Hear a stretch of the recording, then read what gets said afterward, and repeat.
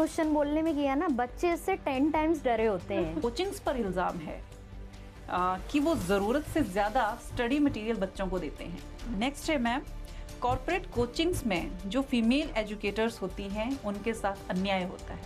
True है, NEET की rank तय करने का काम बायोलॉजी करती है।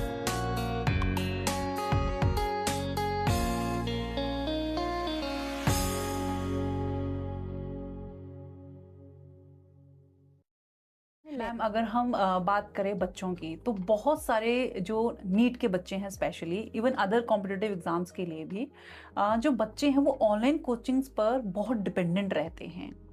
तो ऑनलाइन कोचिंग्स जो हैं, क्या उनके नुकसान हैं कोई? यस मैम, ओके अगर कुछ फायदे हैं तो फिर नुकसान भी हैं।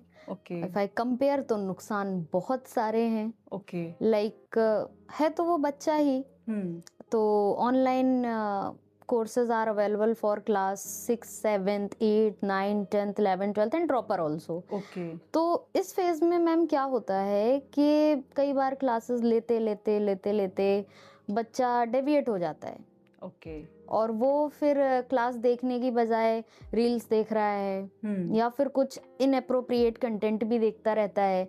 तो मेन टारगेट यहाँ पेरेंट्स का ही है कि उनको अपने बच्चे पे फोकस करना चाहिए कि भाई आप क्या देख रहे हो, क्योंकि ये टीचर के एंड पर पॉसिबल नहीं है। ठीक है, तो इसमें एक इंटरेस्टिंग क्वेश्चन आता है, जैसे आप बता रहे हो कि ऑब्सीन कंटेंट भी आता है उसमें। तो जैसे बहुत बार ऐसे सोशल मीडिया पे देखा गया है कि कुछ टीचर्स जो होते हैं कई बार वल्गर कमेंट कर देते हैं, वल्गर इशारे कर देते हैं या फिर डायरेक्ट गाली दे देते हैं बच्चों को। तो एज अ ऑनलाइन एजुकेटर आपको क्या लगता है, क्या ये सही है, करना चाहिए? मैम बिल्कुल सही नहीं है, मेरे हिसाब से तो एक पाप है। पहली बात तो अगर आप एक टीचर हैं तो ये चीज़ें तो बिल्कुल आपके जहन में होनी चाहिए कि ये सब तो नहीं करना। अब ये सब में क्या क्या आपने खुद ही देखा होगा कि एक मैम आ रही हैं, उन्होंने कुछ ऐसे कपड़े पहने हैं कि जो अप्रोप्रिएट नहीं है एक टीचर के लिए। आप एटलीस्ट ऐसा तो मत करिए। या कुछ एक अजीब इशारे कर रहे हैं सर, या कुछ ऐसी शायरियां बता रहे हैं जो बच्चों से स्टडी से टोटली इर्रेलेवेंट है। या कुछ ऐसा जोक सुना रहे हैं जो डुअल मीनिंग है।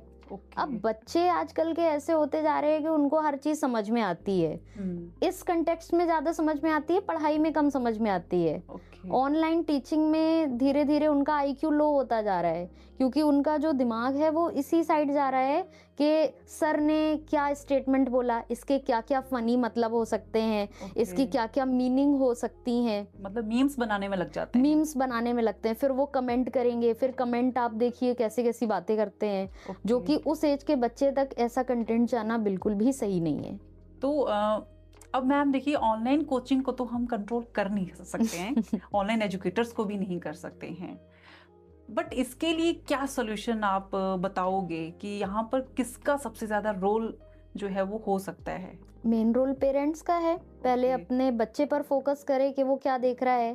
सेकंड, आप उसी क्लास का, उसी कोचिंग का सब्सक्रिप्शन ले जहां पर ऐसी एक्टिविटी ना होती हो, ऑथेंटिक हो, जो सिर्फ पढ़ाई पे फोकस करे। पढ़ाई से रिलेटेड एंटरटेनमेंट, मैंने पहले भी बोला था, इट्स टोटली डिफरेंट।